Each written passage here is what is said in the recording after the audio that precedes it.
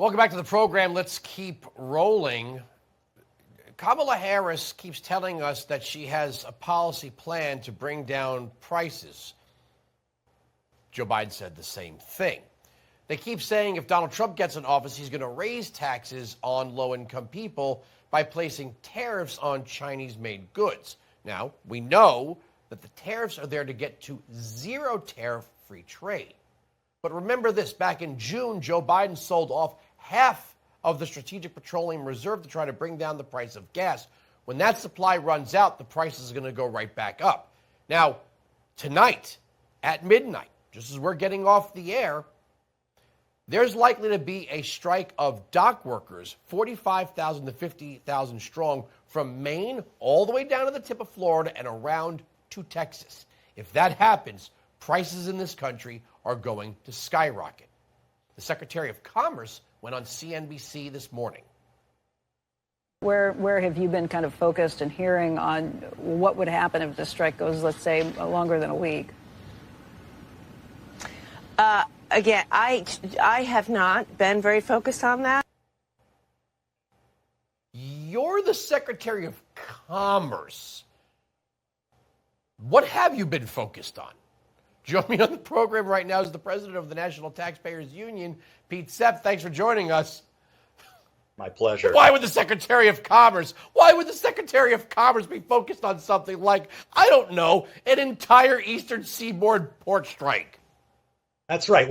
Why would the U.S. trade representative actually focus on representing the United States over trade? I mean, these are questions we have to keep asking every day.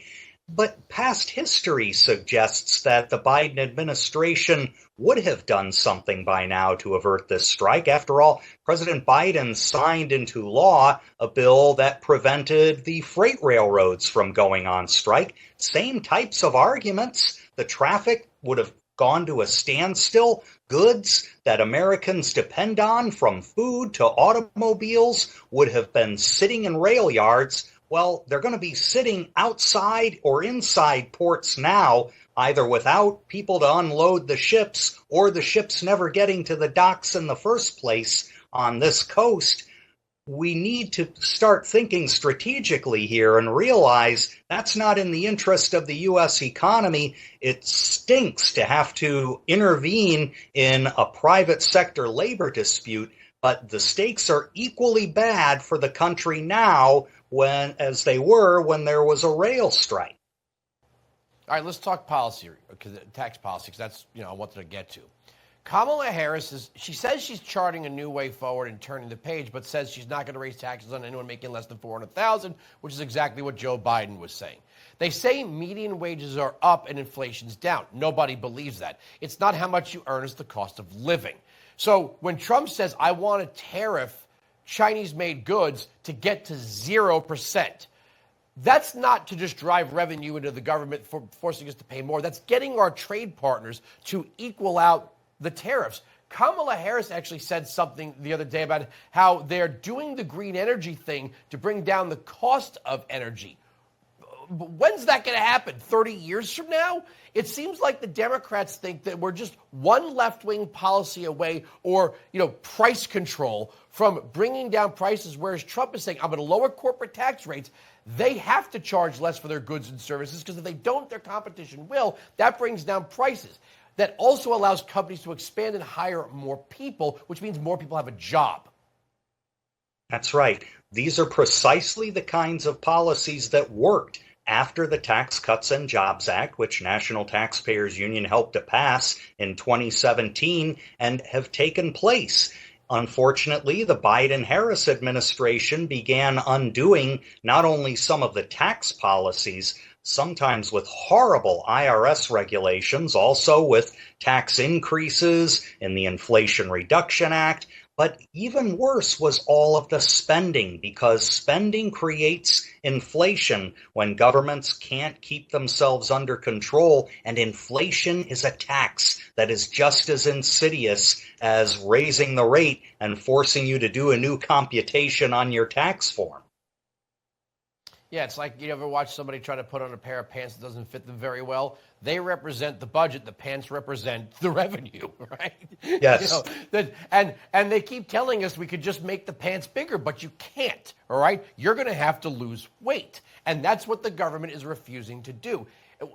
Whether it's the penny plan or the penny plan and the fair tax, I don't care how we get there. If you're telling me the federal government can't live without 1%, a 1 penny per dollar cut per year until the budget is balanced, then you're not willing to audit all of the things the government is wasting money on.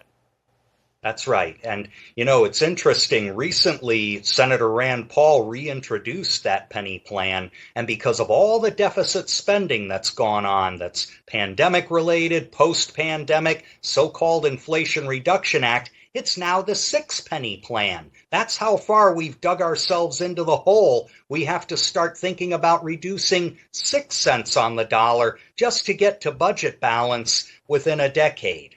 And that, I think, is an illustration that we really have run out of time to address the spending problem. And doing things like creating more import taxes, that's what tariffs really are, waging a trade war on our own citizens, which is what the Biden administration has done and curiously accuses the Trump administration of doing, same thing.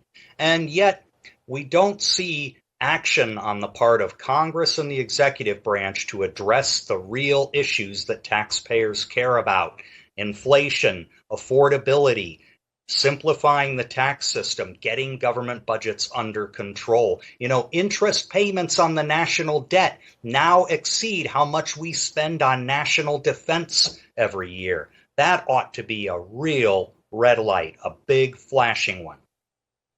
Well, the truth is, look, I would consider myself part of the Austrian Economics Drinking Club, okay? And I call it a drinking club because it's not a very big group of people, apparently. I don't like tariffs. I don't. But I don't think, in the theoretical world of perfect Austrian economics, yeah, there would be no tariffs, but your trade partners would be trading fairly, and the Chinese are not. Some of our European allies are VAT taxing our cars, which means we can't even sell them over there. In true free trade, it'd be like what you see in a beverage store, beers from around the world. And if you went to any of those countries, you'd see the same beers from around the world, and the consumer decides. But when we take that away, and I know there are absolutists, we're putting our manufacturing and our citizens, our workers, at a disadvantage, and that's not fair. Let's agree to free, fair, and reciprocal trade and a 15% corporate tax rate. I'll give you, I got about a minute and a half. Yeah, that is a smarter way forward than what we're doing now, which is essentially taxing the poor with tariffs that China's ignoring. Let's exert some leadership here. Again, the U.S. trade representative should be working, instead of worrying about labor and climate and DEI and trade agreements, actually working toward that free and fair trade environment you spoke about. And that's how you outflank China and you keep your own taxes low. Kamala Harris wants to raise the tax rate actually higher than what they charge in China. What's the point of that? That is going to worsen our competitive stance. And in Europe, well, sure, as President Trump said, they've got to start paying their fair share of their own defense to start with, and then they have to reduce their trade barriers. Yeah, I'll have to get you back here for an entire segment on the net worth tax, because I thought the Supreme Court in 1920 in Eisenhower v. Macomber said you can't do that under the 16th Amendment. But the Democrats think somehow they can do it. So you and me could do a whole segment on that. Absolutely. I'd love to. All right. We'll get you back soon. My pleasure. All right. Pete Sepp, president of the National Taxpayers Union.